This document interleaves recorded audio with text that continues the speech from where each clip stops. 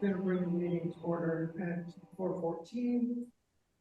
And we will invite our guests to ask any questions or say anything in the beginning, and then we'll proceed. Is there anyone who wants to speak? Is that on the agenda?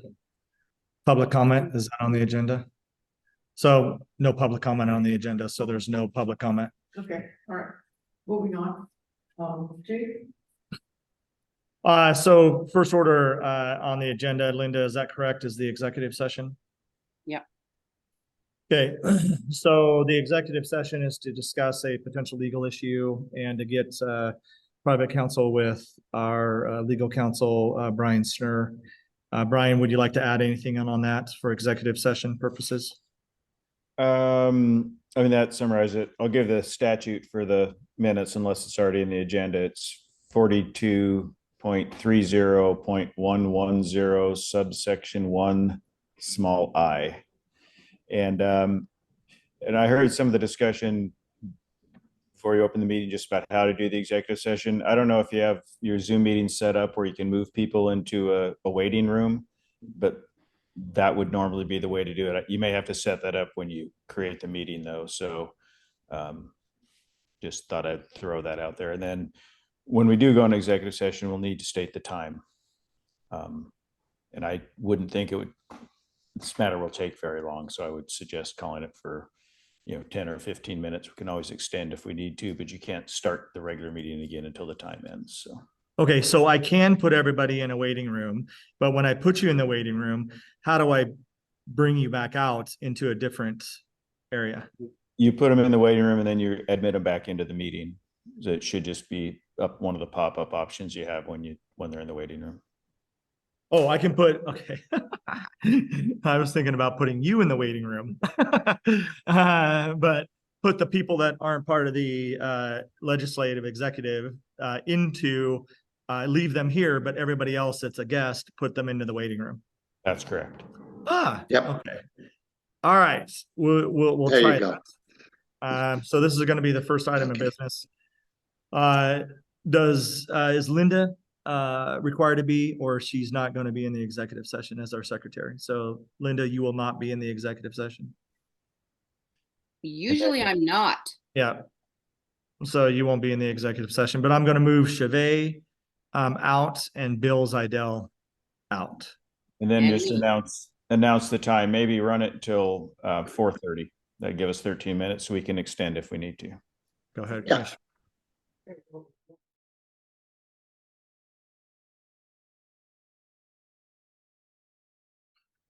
Okay, we're returning to the meeting at 4:31. We'll proceed with Chief. Okay, thanks everybody. That was a new educational process for me to put everybody into a meeting room and be able to continue the regular meeting. I like that option. So, okay, so thanks again. Thanks for being here. And the last meeting, we have decided to, I believe it was agreed upon that 45 cents was going to be the level of a levy lift. We have tabled the bond discussions at this point because it seemed to be very convoluted, and the cost of a bond as well over the 20-year period. So we can revisit that at a later date if we would like to, but at this point, I believe the commissioners have chosen to go with a levy only on the November ballot at a 45-cent level. So I'm going to bring up a paper here, and it's a public document that will show the cost to different amounts. So everybody should be able to see this.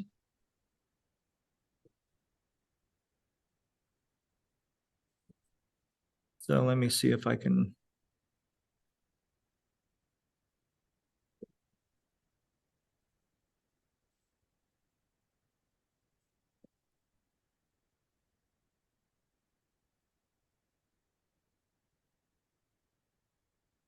Okay, can everybody see that? Yep. Okay, so since we're at 45 cents at this point, our current levy is 69 cents. So, okay, it's 693, but 69 cents. Going 45-cent levy would bring us up to $1.14, from 69 cents to $1.14. Under the current valuation of the community, which is at 935 million and change, that would bring us in approximately $1,070,000, I believe, is the number. Please don't take that verbatim, but it's right. It's under 1.1 million. That would allow us to put away over, a true $300,000 or more into reserve capacity to start overcoming some of our capital facility needs and to continue operational day-to-day assignments and to improve things on the operational side as to our outreach programs to the community, not charge for ambulance transport, develop a welcome home program, which would go down and pick patients up from the hospital that were from this community, whether we transported, airlift transported, or another agency transported down, and return them home as long as they're admissible into Canada. Obviously, that causes an issue for some of the members of our community who have histories that do not allow them to be admissible into Canada. We would not be able to bring them home, as is the case now. So underneath a 45-cent value, a $250,000 home currently pays $173.36. The new value with 45 cents going up to $1.14 would be $285.86, which is an increase of $112.50. And that is $9.37 a month. So that's realistically what it turns into, is the person would have to save an additional $10 a month to pay the additional tax. That was. $250,000. $300,000 home, everybody can follow along. Currently is around 208. The new fee going up to 45 cents would be 343 on their taxes, $135 increase, which equates out to $11.25 a month. And then everybody can just follow on down to $1 million. So, for my purposes, my house value is between that 500 and 750 by the new evaluation that the county was so nicely to put into place. Like everybody's house value went up, so did mine. So I'm going to be paying between $18 and $28 more a month for my cost, because the fire chief doesn't get let go on this levy. I have to pay the cost as well. So these numbers are based off the current community value and levy rate of 69 cents per thousand value of your home, and what it would be at $1.14 per thousand value of your home for the new levy rates if approved in November. So this is a very simple, since we did choose the 45 cents, this is a very simple chart, and I can publish this or provide this to anybody that would need it. So with that, do I have any questions from the commissioners? Oh yeah, I'll bring that up. Thank you so much. I will be bringing up a survey. I sent a survey out. We'll cover that. And as of yesterday, I had 221 responses, and over 70% of the people that responded and answered question number 1, which was take it all at once, would like us to take it all at once. At this point. So I will show you those results, the raw results, and I'll bring those up on the screen. So Commissioner Harper, do you have any questions about this form that I'm currently showing? No, I don't. Okay, thank you.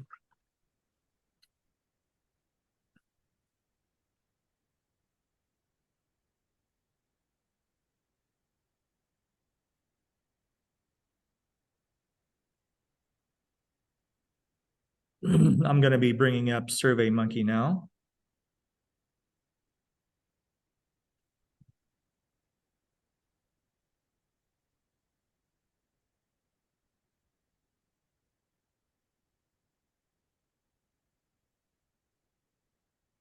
So we have 234 responses. So I'll share this page. Sorry. I'm talking and everybody's like, where's it at? Okay, so let me share this with you. Apologize.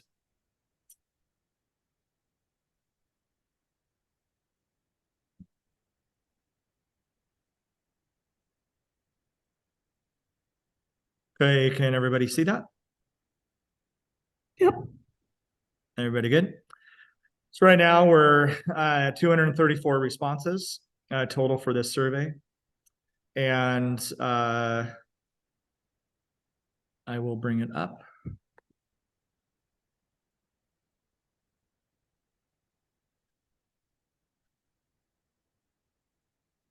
So these are when people responded to it, all these here.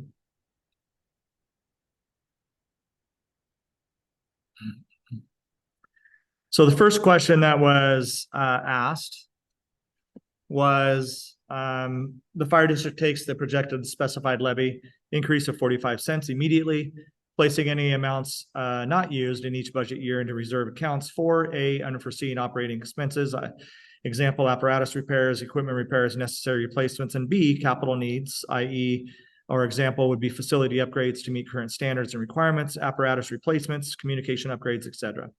This allows for faster improvements and eliminates debt service expenses. The district holds no debt under this option. Would you support this approach? And right now, 73% would have, out of those respondents, out of 219 that have answered that question, 70% of those people say yes, they would support that option. 26% say no. And 15 people skipped it. So I'm assuming the 15 that skipped it most likely came down to question number 2. And question number 2 is state law also allows for an option in which the fire district takes a smaller initial increase, 30 to 35 cents, and then raises the levy incrementally over the following years to ultimately work toward the 45-cent value. This is known as a limit factor increase. This allows for operations to be supported and some capital facility improvements to be made, but at a slower pace. Unforeseen major expenses could still require borrowing and debt service as reserves would be slower to accumulate.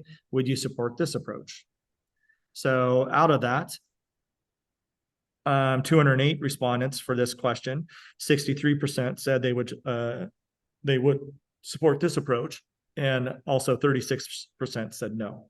So we have to understand that most likely people answering yes to this question may be answering no to this question or yes to this question, and they would support either option, right? There's people that are probably voting no on both, potentially as well. I can go into individual responses, and it would take me some time. I'm thinking about upgrading my current subscription to see if SurveyMonkey can do it for me, to see how many individuals responded no to both questions, how many individuals responded yes to both questions, and yes and no to either question. And I'm really hoping that SurveyMonkey would be able to do that, but I have to call them to see what upgrading this account would cost initially. So that gives you some intake on how people are responding to this survey. So do I have any questions from the commissioners? No, not for me. Sure, go ahead. Pat, you do not? I do not have any. He does not have a question. You have anything? Yeah, I Nope. maybe I was playing around with that. There's press yes for both, but then when I tried to get back and take it off, but the second one, I couldn't do it. I wanted to change my mind, I couldn't do it. Hmm. So that. Yeah. Okay. So, I mean, there's a lot of that. There's a lot of values to this, right? A lot of different ways people can answering the question. We assume people answering question number 1 would be answering question number 2 the opposite way, or maybe an affirmative or negative, depending on or not If you for. wanna change your mind. So, Yeah, I don't know why. Potentially that's this survey. Yeah. That this survey may be doing that.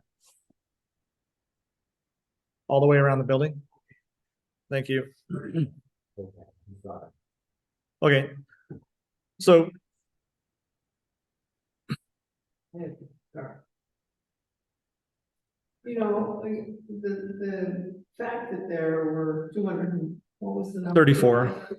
That's, I think, a very positive thing, in that there are that many people who took the time to fill it out and was interested.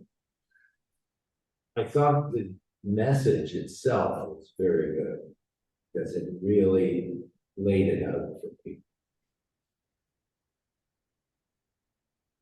I'm happy. Has everybody seen the survey for commissioners wise? Yeah. Yeah, Linda, have you seen the survey? Yeah, and I haven't. did it. I had no trouble logging in and doing it. Okay, all right. So I think I'm gonna ask, Survey Monkey to give me some insight on how I should be reading this potentially. Because right now we have more yes for question number 1, taking it immediately, and less no's than we do have for question number 2. So we have less yeses on question number 2, and we have more no's on question number 2. So, people that I've currently spoken with say, well, that kind of deems that people are okay with question number 1 and taking it all at once. And the sheet that I had up previously, what it would cost a homeowner of a certain value of a home, obviously that's most likely going to be on our flyer that we're going to be doing educationally to the public throughout the summer. And our legal counsel, Brian Snur, he sent me a whole bunch of paperwork on that, and sample resolutions for this, and also the language that would be put on the ballot. And I will forward that to you, so you have that information and you can view it before the next meeting. So, and this will continue tallying. I'm just going to let it most likely run. I can stop it at any time. But if you want it to continue running, then I can leave it running. I don't believe there's a way to fill out this questionnaire more than once. I think it matches that. It locks you out. Yeah, it locks you out. Unless you log in from a different URL or something like that. But if you're using the same computer, I don't believe it's going to allow you to try to manipulate. I wanted to go back in and read the material again. Yeah. So I'm happy to bring that up. Yeah, I'm happy to bring that up. Maybe they give us. Maybe you could give us a copy, because that was another thing I tried to do. I didn't. Yeah, well, this was good. Sure. So this is the initial part of that survey explaining the changes that we've had since the last levy that has been put in place, how much our call volume has increased, which has been 379% since 2010 as well. In 2010, we ran 101 calls. Last year in 2022, we ran 484. So that's a 379% increase. Inflation, cost of doing business has increased 40% across the board. That came from the U.S. Bureau of Labor Statistics Consumer Price Index between 2010 and 2023. And our levy currently is one of the least levies in the county, ranking 11 out of 13 when it comes to the least amount of levy that we have for our community.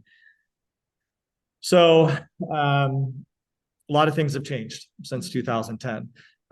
We've had to increase staffing. I believe I came into an agency in 2012 that had, I want to say 23. I know we had just over right at 20 or 23 members at that time. We have increased that, almost doubled that number to provide the services and response and outreach programs that we do today to the community. And right now we are we're steady 40 plus, between 40 and 43 people on staff at any given time, or members of this agency, I should say.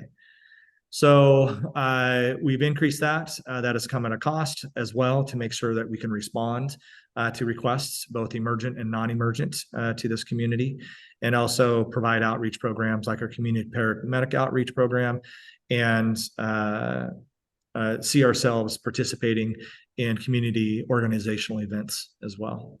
So this is what that covers on this, and I'm happy to print this off or send this part to you on email.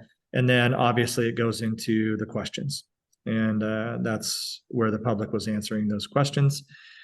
But hopefully people can understand the reason why we're needing to go for a levy increase, along with the 4 million that we currently have outstanding in capital infrastructure needs that we need to overcome in the next decade and a half.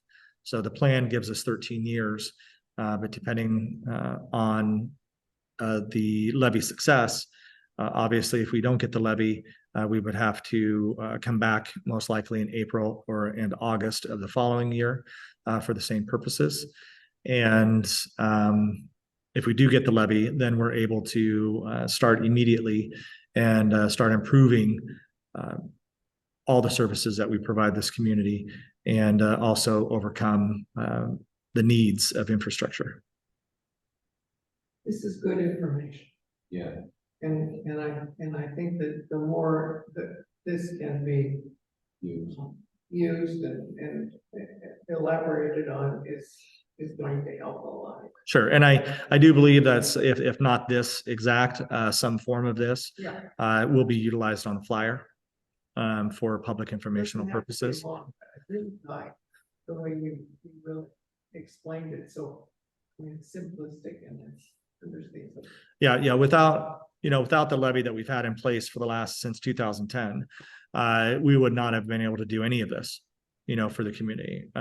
That's And I think making them understand. If somebody said to me, well, why does the fire department need so much money to, it's a small fire department. Well, well, emergency services cost, that's right. right? And there's, our volunteers, right? They get paid a very minimal stipend.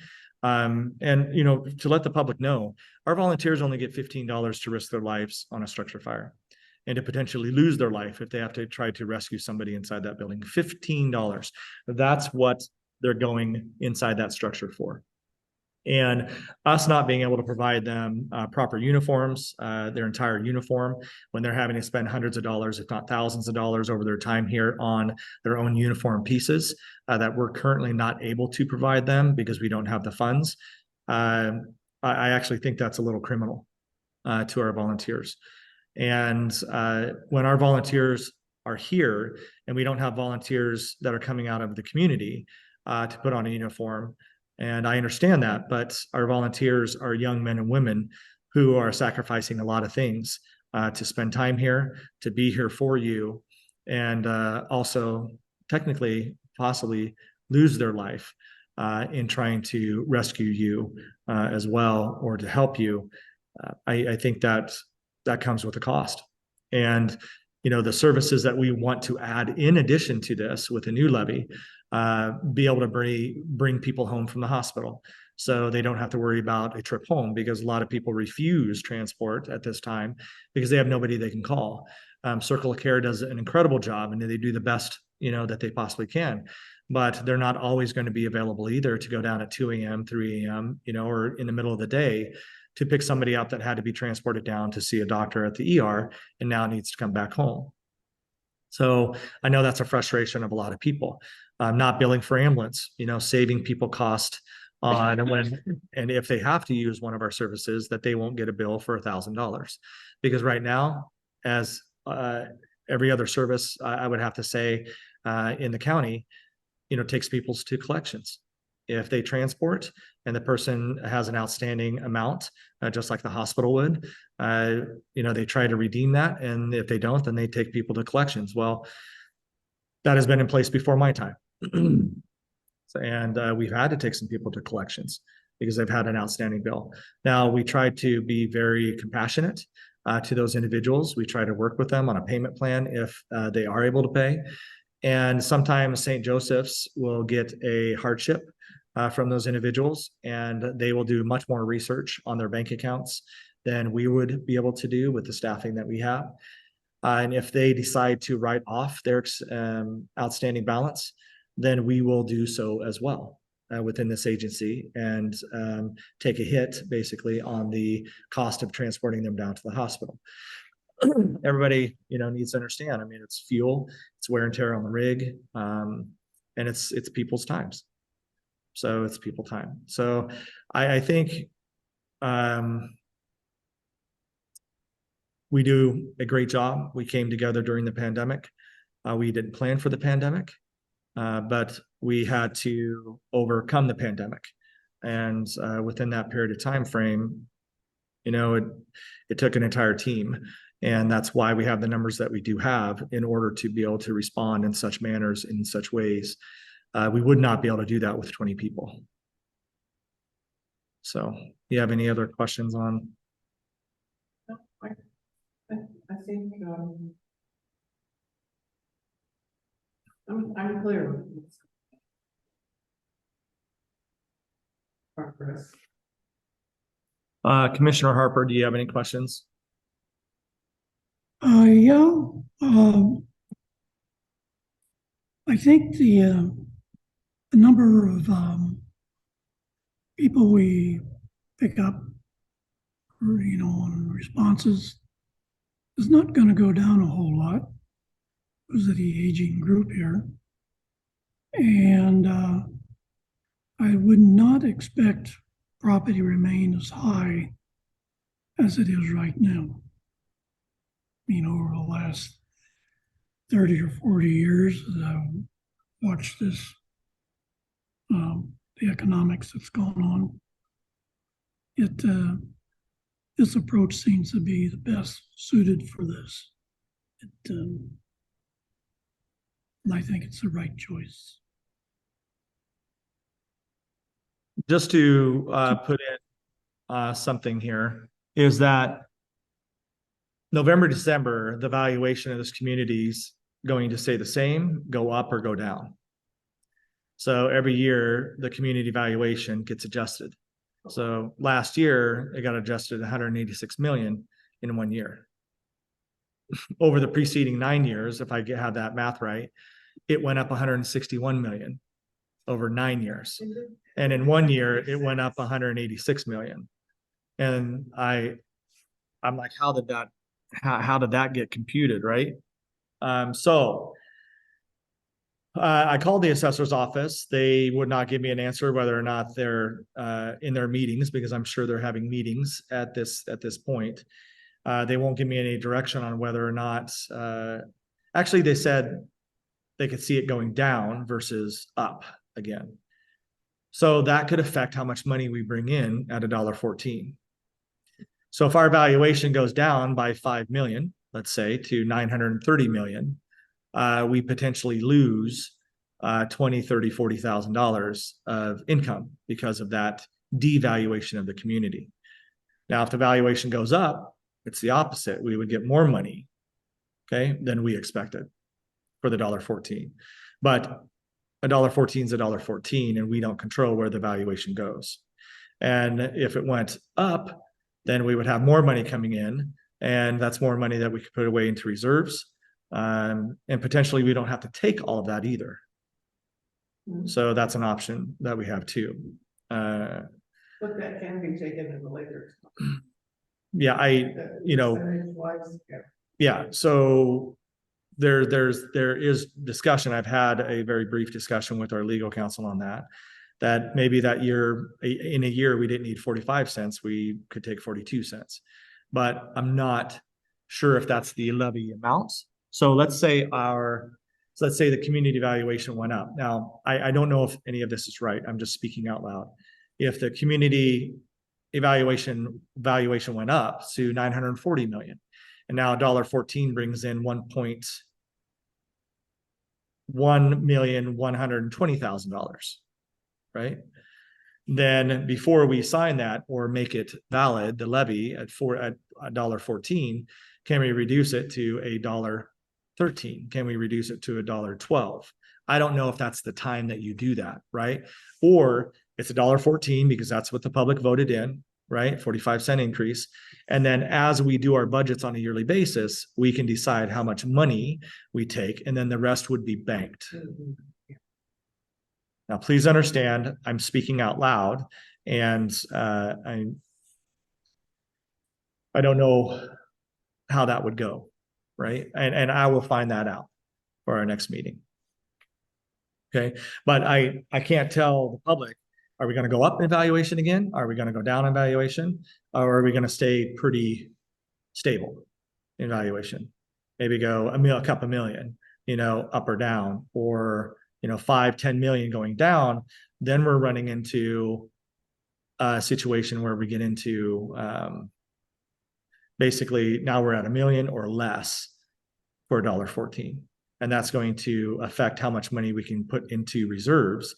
And we may not be able to put $300,000 into reserves, but we still have the funds that we can start moving forward on our capital facilities and operational support.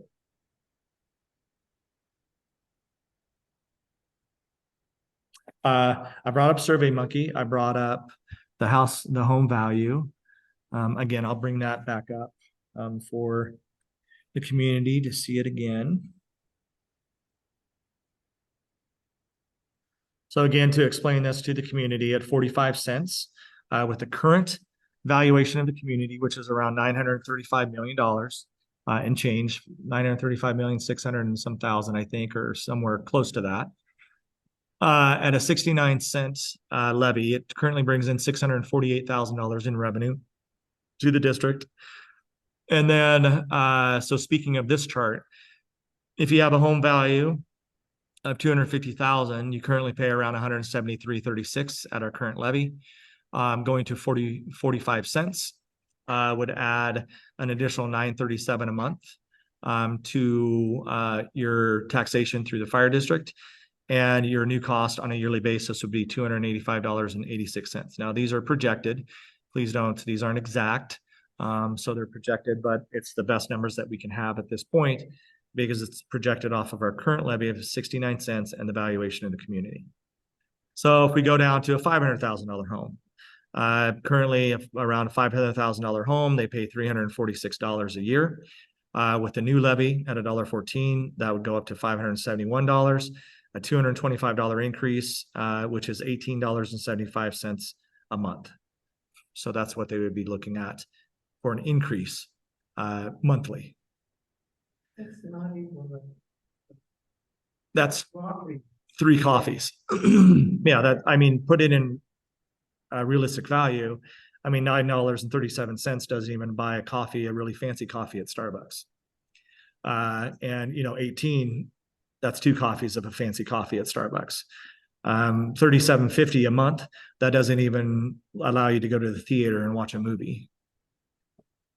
Right? So the true impact, I think it's important to show the total impact in the annual increase, but also the monthly increase to put it in perspective of what people would have to plan for. So I think the information just has to be at the level that they can relate to.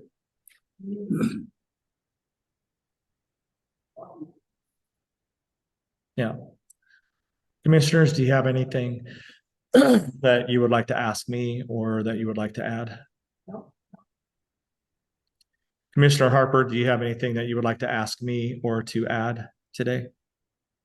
Nope, I think we've covered it pretty well.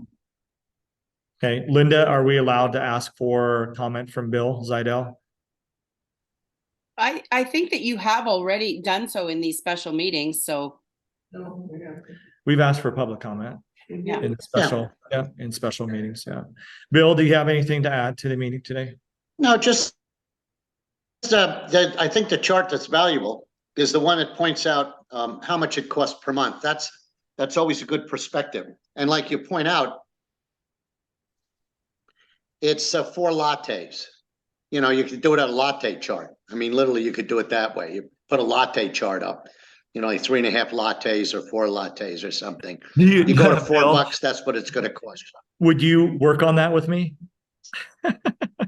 I'll be happy to, because it's always perspective and people lose that. So you got it right, Chief. That's a great chart. So good. I'm glad to see that Virginia's very relaxed today. It makes me happy. That's good. That's good. Linda, thanks, Bill, for that comment. Linda, do you have any comments? Nope. Anybody else? That's it. Commissioner Katz, do you have anything to say? So if the commissioners are okay, this is the way that we'll continue moving. I think it would be a good idea, potentially to have another special meeting before our meeting on the 14th. I asked our legal counsel, regarding the timing, that if, we had another special meeting, no, nothing can be decided at those meetings, right? Well, we could decide at a special meeting. Obviously, this commission can make choices. And then if we went to the 14th meeting, which would be our regular meeting, to bring this all into perspective and bring it all together for a final presentation to the public.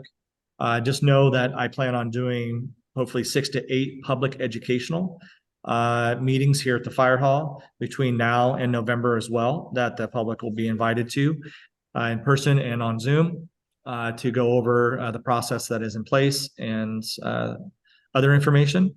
So I think it would be prudent that we have one more special meeting just to cover everything, to discuss it all. At that special meeting as well, I do have a revision of the capital facilities plan that took out the unforeseen capital expenses or expenses of our engines, which basically was $10,000 per year. And that brought it down from 4.2 million to right around 4 million. So it took $100,000+ out of our capital facilities, because I was discussed with another individual that they considered those costs more of operational costs to maintain our apparatus and those types of things versus capital. True capital costs. Now we may need to bring money in from our reserves to repair an apparatus because we don't have it in our operational budget. But I agree that it was really like $140,000 or something like that over the years of the plan. So I just took that out and it cleaned it up a little bit. So I would like to present that to you at the next meeting and have you approve that if you so choose to post the new revised plan without that line item in it. So that's the only change that was done. You're gonna have the meetings here in the fire room and not go to their meetings. No, I'll still be going to the taxpayers meetings, PRCAC if I'm invited, and voters.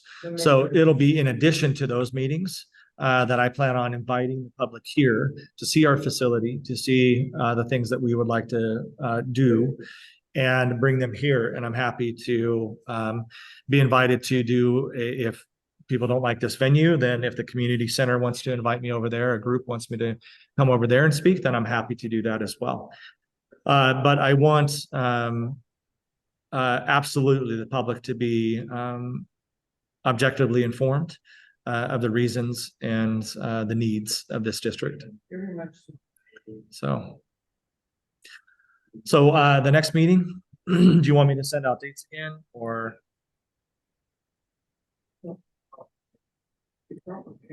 do you want to do it?